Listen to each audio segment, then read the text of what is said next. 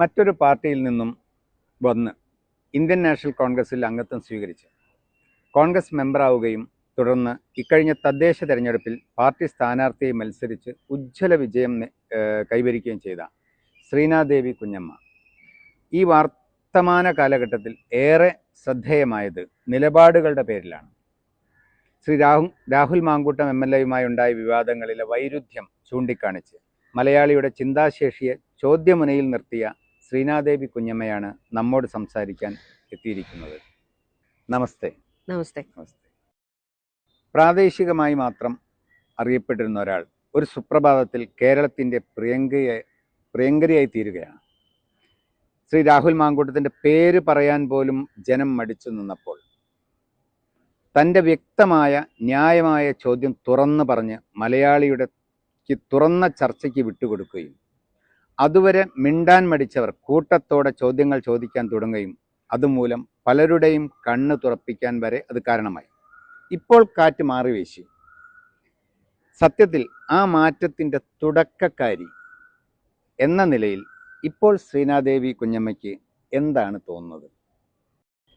ഒരു തുടക്കക്കാരി മാറ്റം അങ്ങനെയൊക്കെയുള്ളൊരു ഇൻ്റർപ്രിട്ടേഷൻ അപ്പുറത്തേക്ക് എനിക്ക് ആ വിഷയത്തിൽ ബോധ്യമുള്ള അഭിപ്രായം പറഞ്ഞു എന്നുള്ളതാണ് വാസ്തവം. ആ അഭിപ്രായം കൃത്യമായിട്ടും അടിസ്ഥാനപരമായി പല കാര്യങ്ങളും അറിവുള്ളതിൻ്റെ പേരിൽ തന്നെയാണ് പറഞ്ഞത്. മാത്രവുമല്ല, സമൂഹം ചിന്തിക്കേണ്ടത്, നമ്മളൊക്കെയും ആ വിഷയത്തെ സമീപിച്ചുകൊണ്ടിരുന്നത് മറ്റൊരു തരത്തിലാണ് എന്നൊരു തോന്നലുണ്ടായിരുന്നു.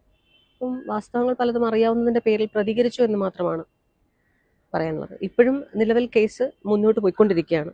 പൂർണ്ണതയിലെത്തിയെന്ന് നമുക്ക് പറയാൻ സാധിക്കില്ല.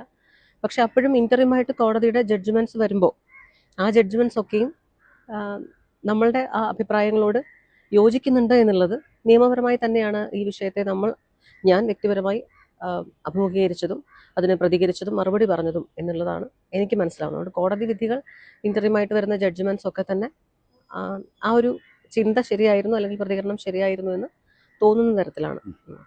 പക്ഷെ ശ്രീനാദേവി കുഞ്ഞമ്മ പറഞ്ഞപ്പം, ആ സംഭവം പറഞ്ഞപ്പം അത് തൊടുത്തു വിട്ടത് ആണല്ലോ.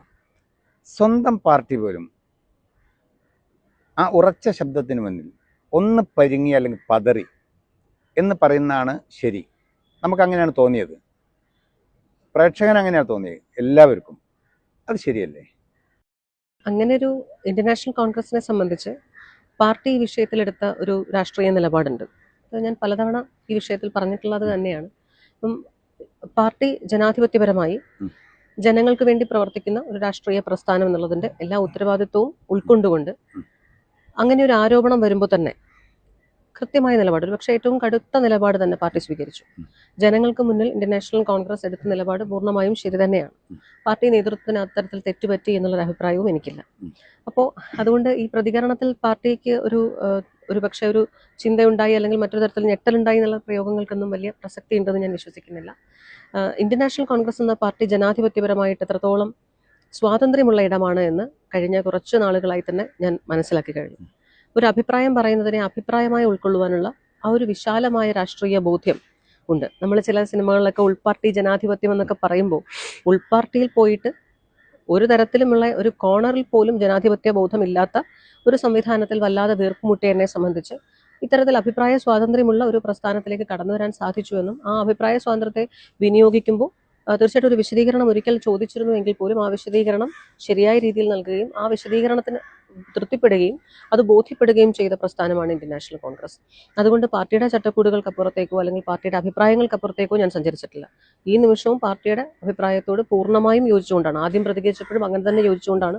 അതല്ലാതെ വിശദീകരണം ചോദിച്ചതിൻ്റെ പേരിൽ പിന്നീട് ഞാൻ പാർട്ടിയെ അനുകൂലിച്ച് സംസാരിക്കുന്നു, പാർട്ടിയുടെ അഭിപ്രായത്തോട് യോജിക്കുന്നു, അങ്ങനെ ഒന്നും പറഞ്ഞിട്ടില്ല. ഞാൻ പാർട്ടിയുടെ നിലപാടിനോട് 100% യോജിച്ചുകൊണ്ടാണ് എനിക്ക് അഭിപ്രായം, പാർട്ടി അനുവദിച്ചിട്ടുള്ള ആ അഭിപ്രായ സ്വാതന്ത്ര്യത്തിൻ്റെ ഇടത്ത് നിന്നുകൊണ്ട് തന്നെയാണ് അഭിപ്രായം പറഞ്ഞത്. അതുകൊണ്ട് ഈ വിഷയത്തിൽ ഇന്ത്യൻ നാഷണൽ കോൺഗ്രസ് എടുത്ത നിലപാടിനോടൊപ്പം തന്നെയാണ് ഇപ്പോഴും. നമ്മളിൽ നിന്നും പുറത്തേക്ക് വരുന്ന ചില ശബ്ദങ്ങൾ, വാക്കുകൾ, ചിലപ്പോൾ അത് മഹാ അബദ്ധങ്ങളായി തീരാറുണ്ട്. അതുകൊണ്ട് അവർക്ക് ചില ദുരന്തങ്ങൾ ഉണ്ടാവാറുണ്ട്. ഉദാഹരണമായിട്ട് ബാലകൃഷ്ണപിള്ള, അദ്ദേഹം പണ്ട് പഞ്ചാബ് മോഡൽ പ്രസംഗം നടത്തി. അതിൽ അദ്ദേഹത്തിൻ്റെ മന്ത്രിസ്ഥാനം വരെ പോകേണ്ടി വന്നു. എന്നാൽ ചില സന്ദർഭങ്ങളിൽ അവരുടെ ഉയർച്ചയ്ക്കും സ്വീകാര്യതയ്ക്കും അത് കാരണമാവാറുണ്ട്. ഈ വാക്കുകൾ ഇവിടെ ഒറ്റ ചോദ്യം കൊണ്ട് കേരളം മൊത്തം നെഞ്ചോട് ചേർക്കുകയാണ് ശ്രീനാദേവി കുഞ്ഞമ്മയെ എന്ന യുവരാഷ്ട്രീയക്കാരി. അതാണ് ഇമ്പോർട്ടൻ്റ്. എന്ന യുവരാഷ്ട്രീയക്കാരി ഇപ്പോൾ അത് നല്ലതായെങ്കിലും ആ സമയത്ത് അത് ഇരുതല മൂർച്ചയുള്ള ഒരു ആയുധമായിരുന്നു. അസാമാന്യ ധൈര്യം വേണ്ടേ അന്നത്തെ ആ തീരുമാനത്തിന്? ഞാൻ ഈ വിഷയത്തിൽ ആദ്യം പറഞ്ഞത് തന്നെയാണ്, കുറച്ചധികം കാര്യങ്ങൾ എനിക്ക് വളരെ ബോധ്യമുള്ളതായിട്ടുണ്ട്. എനിക്ക് മാത്രമല്ല, ഈ പറയുന്ന രാഹുൽ മാങ്കൂട്ടത്തിലിന്റെ സുഹൃത്തുക്കളായിട്ടുള്ളവർക്കും കുടുംബാംഗങ്ങൾക്കും ആ കുടുംബവുമായി അടുത്ത ബന്ധം പുലർത്തുന്നവർക്കും ഒക്കെ വളരെ ബോധ്യമുള്ള ചില കാര്യങ്ങളുണ്ട്. അപ്പോൾ ആ ബോധ്യങ്ങളെല്ലാം ഏതാണ്ട് 6 മാസക്കാലം ഉള്ളിൽ വെച്ചുകൊണ്ട് ഇതെല്ലാം കണ്ടുകൊണ്ടിരിക്കുന്നവരാണ് ഇവരെല്ലാവരും, സുഹൃത്തുക്കളും കുടുംബാംഗങ്ങളും എല്ലാവരും. അപ്പോൾ അതൊരു ഘട്ടം കഴിഞ്ഞു കഴിയുമ്പോൾ പിന്നെയും ഒരു കാപട്യത്തിന്റെ മുഖം മൂടി അണിഞ്ഞുകൊണ്ട് ചിലർ ഇതിന്റെ എപ്പോഴും പറയുന്ന പോലെ തന്നെ മുന്നണി പോരാളികളായിട്ട് നിൽക്കുന്ന ഒരു കാഴ്ച കാണുമ്പോൾ പ്രതികരിക്കേണ്ടതായിട്ടുണ്ട് എന്ന് എനിക്ക് തോന്നി. ഇവിടെ ഇനിയും മൗനം പാലിക്കുകയല്ല, മറുപടി പറയുക എന്നുള്ളൊരു ഇടത്തേക്ക്, നമുക്ക് ബോധ്യമുള്ള കാര്യങ്ങൾ പറയുക എന്നുള്ളൊരു ഇടത്തേക്ക് സഞ്ചരിക്കണമെന്ന് തോന്നി. എന്നെ സംബന്ധിച്ച് ആ നാട്ടിലെ ജനപ്രതിനിധി കൂടിയാണ്. അപ്പോൾ ആ വീട് നിൽക്കുന്നത്, ആ വീട്ടിലെ എല്ലാവരും എൻ്റെ വോട്ടേഴ്സാണ്. ആ വീട് നിൽക്കുന്നത് എൻ്റെ ഡിവിഷനിലാണ്, പള്ളിക്കൽ പഞ്ചായത്തിലാണ്. അപ്പോൾ എന്നെ സംബന്ധിച്ച് ഒരു ജനപ്രതിനിധി എന്നുള്ള നിലയിൽ കൂടി ഒരു കുടുംബം കടന്നു പോകുന്ന മോസ്റ്റ് പെയിൻഫുൾ ആയിട്ടുള്ള ഒരു ട്രോമാറ്റിക് സിറ്റുവേഷൻ ആയിരുന്നു അത്. അത്രയും ട്രോമ അനുഭവിക്കുന്ന ഒരു ഫാമിലി, ഒരു കുടുംബം, ആ വ്യക്തിയുടെ സുഹൃത്തുക്കൾ എല്ലാവരും ഉള്ളപ്പോൾ പറയപ്പെടുന്ന വസ്തുതകളിലെ നുണകൾ ബോധ്യമുള്ള നമ്മളെ സംബന്ധിച്ച് വെറും നുണകളുടെ ഒരു പ്രഘോഷണമായിട്ടൊക്കെ ഒരു കാര്യം മാധ്യമങ്ങൾ ആഘോഷിക്കുന്ന കാണുമ്പോൾ അതിൽ മറുപടി പറയണമെന്ന് തോന്നി. ഇനി ആ സമയത്ത് അത് പറഞ്ഞതുകൊണ്ട് അത് ഇരുതല മൂർച്ചയുള്ള വാളാണെന്നോ അല്ലെങ്കിൽ അപകടകരമായിരുന്നു എന്നൊന്നും ഞാൻ അങ്ങനെ ചിന്തിക്കാൻ തയ്യാറാവുന്നില്ല. ആ സമയത്ത് അങ്ങനെ പറയണം തോന്നിയെന്നതിനപ്പുറത്തേക്ക് എനിക്കതിനൊന്നും വിശദീകരണമില്ല. അതുകൊണ്ട് ആ തുറന്നു പറച്ചിൽ ഒരുപക്ഷെ അറിയാവുന്ന കാര്യങ്ങൾ ഡിസ്ക്ലോസ് ചെയ്യേണ്ട സാഹചര്യമായി എന്ന് തോന്നി. ഇപ്പോഴും ഞാൻ ആരെക്കുറിച്ചാണോ പറഞ്ഞു തുടങ്ങിയത് അവരുടെ പേര് ഞാൻ ഇതുവരെയും പറഞ്ഞിട്ടില്ല. അപ്പോൾ ആ സമയത്ത് ഒരു വ്യക്തിയെ വിളിക്കുകയും വീഡിയോ കോൾ ചെയ്യുകയും അങ്ങനെയൊക്കെയുള്ള മെസ്സേജുകൾ അയക്കുകയും ഒക്കെ ചെയ്ത ഒരാൾ അതെല്ലാം മറച്ചു വെച്ചുകൊണ്ട് ഒരു മാസ്ക് ധരിച്ചുകൊണ്ട് പുറത്തേക്ക് വരുമ്പോൾ അവിടെ നിന്ന് തുടങ്ങണമെന്ന് എനിക്ക് തോന്നി. പറയാൻ ഒരുപാട് കാര്യങ്ങളുണ്ടെങ്കിൽ തുടങ്ങേണ്ടത് അവിടെ നിന്നാണ് എന്ന് തോന്നി. ഇപ്പോഴും ഞാൻ ആ വ്യക്തിയുടെ പേര് പറഞ്ഞിട്ടില്ല. പേര് പറയാത്തത് എന്തുകൊണ്ടാണെന്ന് വെച്ചാൽ എല്ലാ ചർച്ചകളിലും നമ്മുടെ എല്ലാ മുഖ്യധാരാ ചാനലുകളുടെയും മെയിൻ സ്ട്രീം ആയിട്ടുള്ള യൂട്യൂബ് ചാനൽസിൻ്റെയും ഒക്കെ ചർച്ചകളിൽ പങ്കെടുത്തുകൊണ്ട് അവർ പേര് പറയാതെ ഒരുപാട് പറഞ്ഞു. അപ്പോൾ രാഹുൽ മാങ്കൂട്ടത്തിൻ്റെ വിഷയത്തിലുള്ള ചർച്ചയിലാണ് പങ്കെടുക്കുന്നത്. അവിടെ ഞാൻ ആളുടെ പേര് പറഞ്ഞിട്ടില്ല എന്ന് പറഞ്ഞുകൊണ്ട് അഭിപ്രായം പറയുക, പിന്നീട് ആര് ചോദിക്കുമ്പോഴും ഞാൻ ആരുടെയും പേര് പറഞ്ഞിട്ടില്ല എന്ന് പറയുക. പക്ഷെ തനിക്ക് ചുറ്റും നിൽക്കുന്ന എല്ലാവരും ആ പേര് പറയുന്നുണ്ട്. അതുകൊണ്ട് തന്നെയാണ് ഞാൻ അവരുടെ പേര് പറയാത്തതും. അവർക്ക് മനസ്സിലാവണം, പേര് പറഞ്ഞില്ല എങ്കിലും എന്താണ് ഞാൻ പറയുന്നതെന്ന് അവർക്ക് മനസ്സിലാവുന്നുണ്ട് എന്നുള്ള ഉത്തമ ബോധ്യം എനിക്കുണ്ട്. രാഷ്ട്രീയത്തിൽ ഇറങ്ങാനുണ്ടായ സാഹചര്യം എന്താണ്? ഇപ്പം രാഷ്ട്രീയക്കാരിയാണ്, പ്രൊഫഷണലാണ്, പക്ഷെ തുടക്കമുണ്ടല്ലോ, എന്തുകൊണ്ടാണ് ഇറങ്ങാനുണ്ട്? ചിലപ്പോൾ വീട്ടുകാരുടെ സ്വാധീനമായിരിക്കും, അല്ലെങ്കിൽ സുഹൃത്തുക്കളുടെ ആയിരിക്കും, അല്ലെങ്കിൽ കോളേജിൽ പഠിക്കുമ്പോൾ വായിച്ച് ഒക്കെ ആയിരിക്കും. എന്താണ് ശ്രീനാദേവി കുഞ്ഞമ്മയുടെ സാഹചര്യം? എൻ്റെ രാഷ്ട്രീയം തുടക്കം എന്ന് പറയുന്നത് ഒരു പക്ഷേ ഓർമ്മ വെച്ച കാലം മുതൽ എന്ന് പറയുന്നതായിരിക്കും ശരി. കാരണം വീട്ടിൽ രാഷ്ട്രീയ ചർച്ചകൾ എപ്പോഴുമുണ്ട്. നമ്മുടെ വീട്ടിൽ എപ്പോഴും ന്യൂസ് ചാനലുകൾ തീരെ ഓർമ്മ വെച്ച കാലം മുതൽ എന്ന് പറയുന്നതാണ് കറക്റ്റ്. അന്നു മുതലേ ടെലിവിഷനിൽ വാർത്തകൾ വരുമ്പോൾ ആ വാർത്തകളും മറ്റും വീട്ടിൽ ചർച്ച ചെയ്യുന്നതും കേട്ട് വളർന്നതാണ്. അപ്പോൾ രാഷ്ട്രീയം നിരന്തരമായി, പ്രത്യേകിച്ച് സ്റ്റേറ്റ് പൊളിറ്റിക്സും നാഷണൽ പൊളിറ്റിക്സും ചർച്ചാ വിഷയമാകുന്ന ഒരു വീടായിരുന്നു. നമ്മുടെ എല്ലാ മലയാളി കുടുംബങ്ങളിലും ഇപ്പോൾ രാഷ്ട്രീയം വളരെ നല്ല രീതിയിൽ സാമൂഹ്യ മാധ്യമങ്ങൾ ചർച്ച ചെയ്യുന്നത് പോലെ കേട്ട് വളർന്നത് രാഷ്ട്രീയമായിരുന്നു. അപ്പോൾ വീട്ടിൽ പ്രത്യേകിച്ചും അമ്മയുടെ കുടുംബത്തിലാണ് രാഷ്ട്രീയത്തോട് അടുപ്പമുള്ളത്. അമ്മയുടെ കുടുംബ വീട്, അവിടെ ഉള്ള മുൻ തലമുറയിലുള്ള എല്ലാവരും പൊളിറ്റിക്സുമായിട്ടും, അതുപോലെ തിരുവിതാംകൂർ രാജഭരണമുള്ള കാലത്തും എൻ്റെ വീട് കുറച്ച് കുടുംബ വീട് വലിയ പഴക്കമുള്ള വീടാണ്, 150 വർഷത്തോളം പഴക്കമുണ്ട്. അപ്പോൾ അവിടെ തിരുവിതാംകൂർ രാജഭരണം ഉള്ള കാലം മുതൽ തന്നെ കൊട്ടാരവുമായിട്ട് വലിയ അടുപ്പമുള്ള വീടായിരുന്നു. കൊട്ടാരത്തിലെ ഈ പറഞ്ഞ CA ചാർട്ടേഡ് അക്കൗണ്ടന്റ് പോസ്റ്റ്, അന്നത്തെ കണക്കപ്പിള്ള എന്നാണ് തോന്നുന്നു പോസ്റ്റ്. അപ്പോൾ അദ്ദേഹത്തിന്റെ അനന്തരവനാണ് എൻ്റെ മുത്തശ്ശന്റെ അച്ഛൻ. അപ്പോൾ അങ്ങനെ വരുമ്പോൾ വീടിന് കൊട്ടാരവുമായിട്ട് ബന്ധമുണ്ട്. അപ്പോൾ അമ്മൂമ്മ അത്തരത്തിലുള്ള കഥകളാണ് പറഞ്ഞുകൊണ്ടേയിരിക്കുന്നത്. അമ്മാവന്മാർ അങ്ങനെയാണ് പറയുന്നത്. അമ്മാവൻ കോൺഗ്രസിന്റെ അവിടുത്തെ മണ്ഡലം പ്രസിഡന്റൊക്കെ ആയിരുന്നു.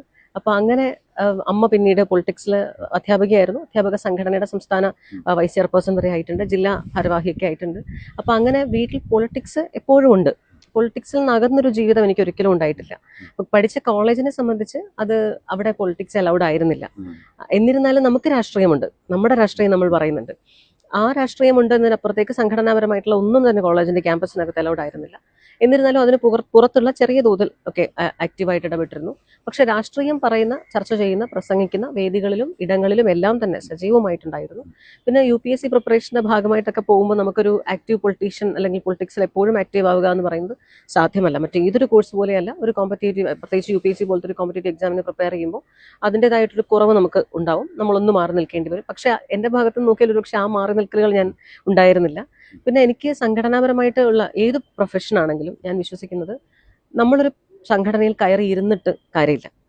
നമുക്ക് ആ സംഘടനയ്ക്ക് വേണ്ടി പ്രവർത്തിക്കാൻ കഴിയണം. നമ്മുടെ സമയം ചിലവാക്കുക എന്നുള്ളതാണ് നമ്മുടെ പ്രവർത്തനം കൊണ്ട് ഉദ്ദേശിക്കുന്നത്. ഞാനന്ന് വിദ്യാർത്ഥി സംഘടനയിലോ യുവജന സംഘടനയിലോ ഭാരമായി ഒരുപക്ഷെ സംസ്ഥാന കമ്മിറ്റി വരെയോ അല്ലെങ്കിൽ ജില്ലാ കമ്മിറ്റിയിലോ പ്രാദേശികമായിട്ടോ ഒക്കെ പ്രവർത്തിക്കുന്നതിന് എനിക്ക് തടസ്സമുണ്ടായിരുന്നില്ല. ഞാൻ എന്തുകൊണ്ട് അത് സ്വീകരിച്ചില്ല എന്ന് ചോദിച്ചാൽ, ഞാൻ UPSC പ്രിപ്പറേഷനിലാണ്. എന്നെ സംബന്ധിച്ച് സജീവമായിട്ട് എൻ്റെ സമയം ചെലവാക്കാൻ, രാഷ്ട്രീയത്തിലേക്ക് ചെലവാക്കാൻ ഇല്ല. എന്നാൽ പോലും എൻ്റെ ഫ്രീ ടൈമാണ്, വളരെ ഫ്രീ ആയിട്ടാണ് ഞാൻ പ്രിപ്പയർ ചെയ്യുന്നത്. അപ്പോൾ ആ സാഹചര്യത്തിൽ എൻ്റെ ഒരു എത്തിക്സിന് ബേസ് ചെയ്തുകൊണ്ട് പ്രവർത്തിക്കാൻ, എനിക്ക് പൊളിറ്റിക്കൽ അസോസിയേഷൻ്റെ ഭാഗമായിട്ട് സംഘടനാപരമായിട്ട് പ്രവർത്തിക്കാനുള്ള സമയക്കുറവുണ്ടെന്നുള്ള ബോധ്യമുള്ളത് കൊണ്ടാണ് അത്തരത്തിൽ നിന്ന് വിട്ടുനിന്നു. എല്ലാ തരത്തിലും ആക്റ്റീവായിരുന്നു. എല്ലാ പരിപാടികൾക്കും പങ്കെടുക്കുക. സംഘടനാപരമായിട്ട് ഞാൻ അങ്ങോട്ടേക്ക് കയറാൻ ശ്രമിച്ചിരുന്നില്ല. പിന്നീട് ഗ്രാജുവലി എൻ്റെ ആ സിവിൽ സർവീസ് പ്രിപ്പറേഷനിൽ കുറച്ച് വീഴ്ചകളൊക്കെ പറ്റി ഇടയ്ക്ക് പരാജയം ഒരു പുതുമയല്ല എന്ന് ഒരുപക്ഷെ വിദ്യാർത്ഥികൾ UPSC പ്രിപ്പയർ ചെയ്ത എല്ലാവർക്കും അറിയാം. ഇങ്ങനെയും തോൽക്കാമോ എന്നുള്ളൊരു ഫീലിംഗ് നമുക്കൊക്കെ ഉണ്ടാവുന്നത് UPSC പ്രിപ്പയർ ചെയ്യുമ്പോഴാണ്. കോളേജ് ടോപ്പറായിട്ടൊക്കെ പഠിച്ചിറങ്ങിയിട്ട് ഞാൻ UPSC സിവിൽ സർവീസ് പ്രിപ്പറേഷനൊക്കെ തുടങ്ങുമ്പോൾ ഇപ്പോൾ ജയിച്ചു വരും എന്നുള്ള ആറ്റിറ്റ്യൂഡിൽ ചെന്നിട്ട് നമ്മുടെ ഒരു അശ്രദ്ധ ഒട്ടും പാടില്ലാത്ത പ്രിപ്പറേഷനാണ് UPSC. നമ്മൾ എത്ര മിടുക്കരാണെന്ന് പറഞ്ഞാലും, എത്ര നന്നായി പഠിക്കാൻ മിടുക്കുണ്ടെന്ന് പറഞ്ഞാലും, നമ്മൾ അത് ഉപയോഗിച്ചില്ല എങ്കിൽ, ആ കോൺഫിഡൻസ് നമുക്കുണ്ട്, നമ്മളത് കോളേജിൽ പഠിക്കുന്ന പോലൊക്കെ പഠിച്ചുകൊണ്ടിരുന്നാൽ ഒരിക്കലും UPSC ക്ലിയർ ചെയ്യാൻ പറ്റില്ല. അതിൻ്റെ കൂടെ നമ്മൾ ഇത്തരം പൊളിറ്റിക്കൽ അല്ലെങ്കിൽ അത്തരം ഓർഗനൈസേഷൻസിൽ ആക്റ്റീവ് ആണെന്നുണ്ടെങ്കിൽ നമ്മുടെ സമയം വീണ്ടും കുറഞ്ഞുകൊണ്ടേയിരിക്കും. അപ്പം അങ്ങനെയൊക്കെ കുറേ പ്രിപ്പറേഷൻ്റെ ഭാഗമായിട്ടൊക്കെ കുറച്ച് സമയം, പൊളിറ്റിക്സിൻ്റെ ഭാഗമായിട്ടൊക്കെ കുറേ സമയം പോയി. പിന്നെ UPSC ഗ്രാജുവലി എനിക്ക് 2-3 തവണ നഷ്ടപ്പെട്ടു. അങ്ങനെ നഷ്ടപ്പെട്ട് വന്നപ്പോഴത്തേനും ഞാൻ കൂടുതൽ രണ്ടും പാരലി റൺ ചെയ്യല്ലേ. അപ്പോൾ എനിക്ക് ഇവിടെ കൂടുതൽ വേദികളും സംസാരവും ഒക്കെ ആയിട്ട് ഞാൻ അവിടെ തുടർന്നു.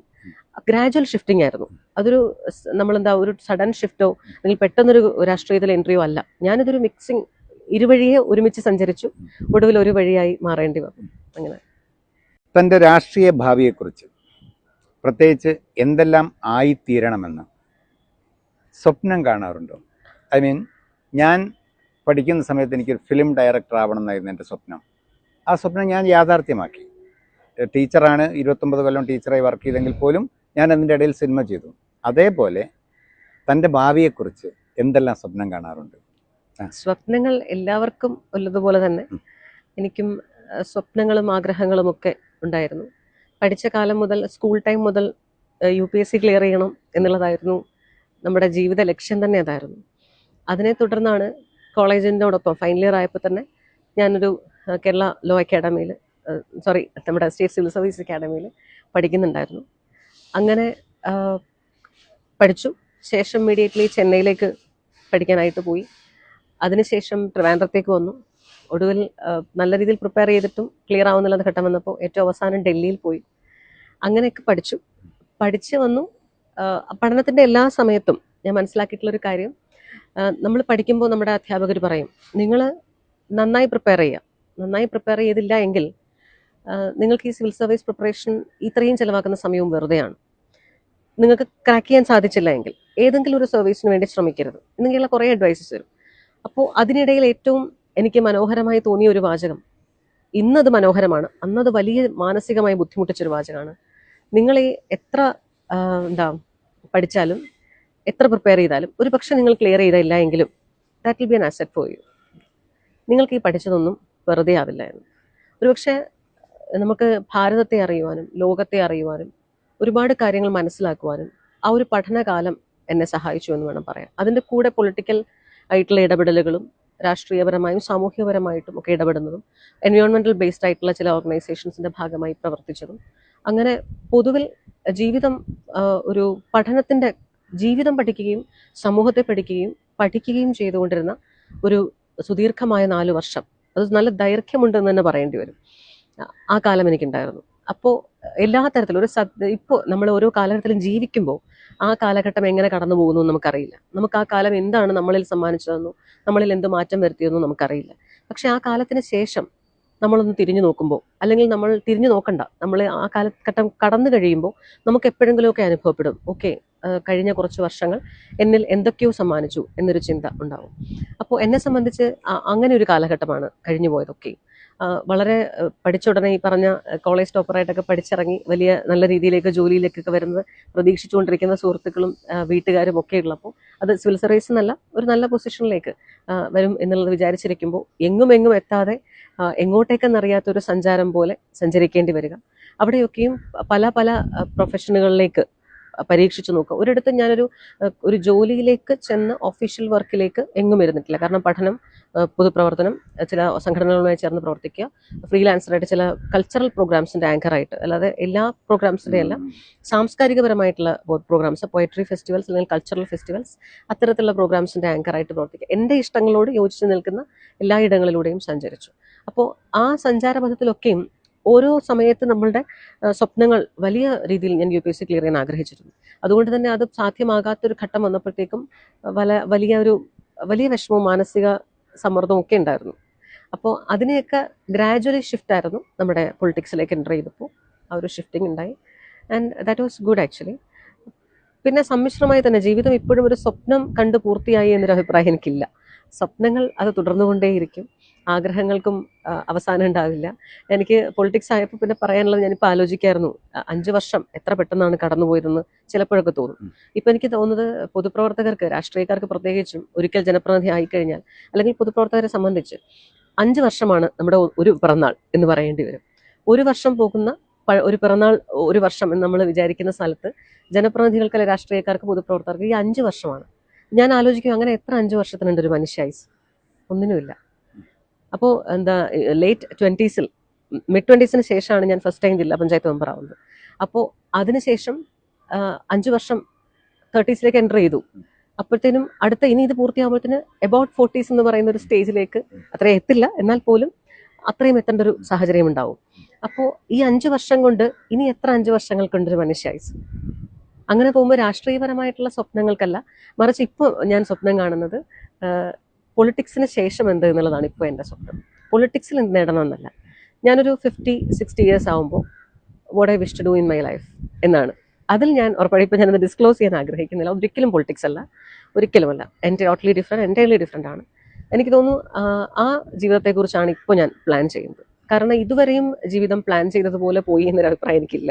അങ്ങനെയായിരുന്നെങ്കിൽ ഞാനിപ്പോൾ ഒരു ബ്യൂറോക്രാറ്റ് ആയിരുന്നേനെ, സിവിൽ സർവൻ്റ് ആയിട്ട് എവിടെയെങ്കിലും ഉറപ്പായിട്ടും ഉണ്ടായിരുന്നേനെ. കാരണം അത്രയും ഡെപ്തിൽ ഞാൻ ആയിത്തീരാൻ ആഗ്രഹിച്ച മറ്റൊരു പ്രൊഫഷനും ഇല്ല. അപ്പോൾ അവിടെ നിന്നുകൊണ്ട് ഒരുപാട് പൊളിറ്റിക്സ് എനിക്ക് എന്താ പറയുക, വലിയ ഇഷ്ടമുള്ള ഒരിടമാണ്. ഒരു തരത്തിലും എൻ്റേതല്ലാത്തൊരിടമെന്നോ, അല്ലെങ്കിൽ ഞാൻ കണ്ടെത്തിയ ഒരിടമെന്നോ, പുതിയൊരിടമെന്നോ അങ്ങനെയൊന്നുമില്ല. എനിക്ക് അത്രയും ഞാൻ ചേർന്ന് സഞ്ചരിക്കാൻ എനിക്ക് കഴിയുന്ന ഒരു സ്ഥലമാണ്. അപ്പോൾ അവിടെയാണ് ഇപ്പോൾ നിൽക്കുന്നത്. അപ്പോൾ ഇനി my dream is about, if life permits, ആരോഗ്യത്തോടെ ഇരിക്കാൻ ആഗ്രഹിക്കുന്നു, ആയുസ്സോടെ ഇരിക്കാൻ ആഗ്രഹിക്കുന്നു. അങ്ങനെയാണെങ്കിൽ after 60 how it will be my life എന്നുള്ളത്, how will be my life എന്നൊരു പ്ലാനിങ്ങിലുണ്ട് ഇപ്പോഴും. ആ പ്ലാനിങ്ങിലേക്കാണ് ഞാനിപ്പോൾ സ്വപ്നം കാണുന്നത്.